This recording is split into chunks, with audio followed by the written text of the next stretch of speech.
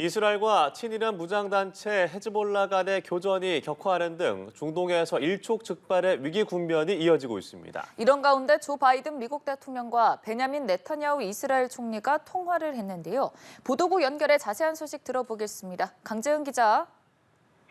네, 백악관은 바이든 대통령과 네타냐후 총리가 현지 시간 9일 약 30분간 통화했다고 밝혔습니다.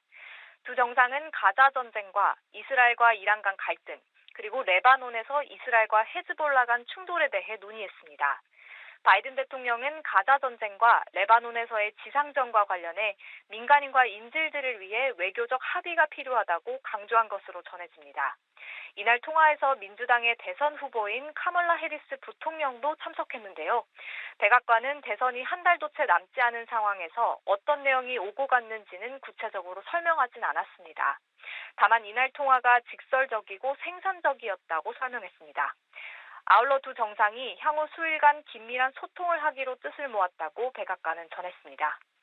요아브 갈란트 이스라엘 국방장관은 이날 통화 직후 이란에 대한 강력한 보복을 언급했는데요. 갈란트 장관은 이스라엘군 군사정보국 부대원들을 만난 자리에서 이란을 언급하면서 누구든 우리를 공격하는 이는 상처 입고 대가를 치르게 될 것이라고 말했습니다. 또 우리의 공격은 치명적이고 정확하고 무엇보다 놀라울 것이라고 강조하며 이란 보복 계획과 관련해 모든 지휘 계통이 일사불란하게 집중하고 있다고 밝혔습니다. 레바논 남부에서 이스라엘과 헤즈볼라 간 충돌도 격화하고 있지 않습니까? 그렇습니다. 지난달 30일 국경을 넘어 레바논 남부를 침공한 이스라엘군은 이 지역에서 헤즈볼라의 인프라를 파괴하고 있는데요. 9일에는 한 주거용 건물 지하에서 헤즈볼라의 무기 저장고를 찾아내 이를 해체했습니다. 이 과정에서 헤즈볼라 대원들과 충돌하며 이스라엘군 한 명이 전사했습니다. 헤즈볼라의 주요 거점인 수도 베이루트의 다히에 지역에 대한 강도 높은 폭격도 이어지고 있는데요. 이스라엘군은 지난 하루 동안 지상전을 통해 헤즈볼라 로켓 발사대 등 목표물 100여 곳을 타격했다고 밝혔습니다. 헤즈볼라도 이날 이스라엘 북부를 향해 로켓 수십 발을 발사하며 반격했고 이 과정에서 민간인 2명이 사망했습니다. 네, 이런 상황에서 이란의 외무장관이 중동 상황에 대해서 협의하기 위해서 사우디아라비아 등 중동 순방에 나섰죠. 관련 소식도 전해주시죠.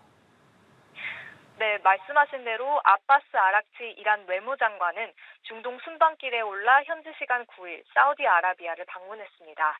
아락치 장관은 사우디의 실권자 무함마드 빈 살만 왕세자와 사우디 외무장관을 만났다고 현지 언론들은 보도했는데요. 이란과 사우디의 외무장관들은 이스라엘이 가자 지구와 레바논에서 공격을 중단할 것을 촉구했다고 이란 외무부는 밝혔습니다. 아락치는 사우디 일정을 마치고 가자지구 휴전협상 중재국 중 하나인 카타르로 이동할 예정입니다. 지금까지 보도국에서 전해드렸습니다.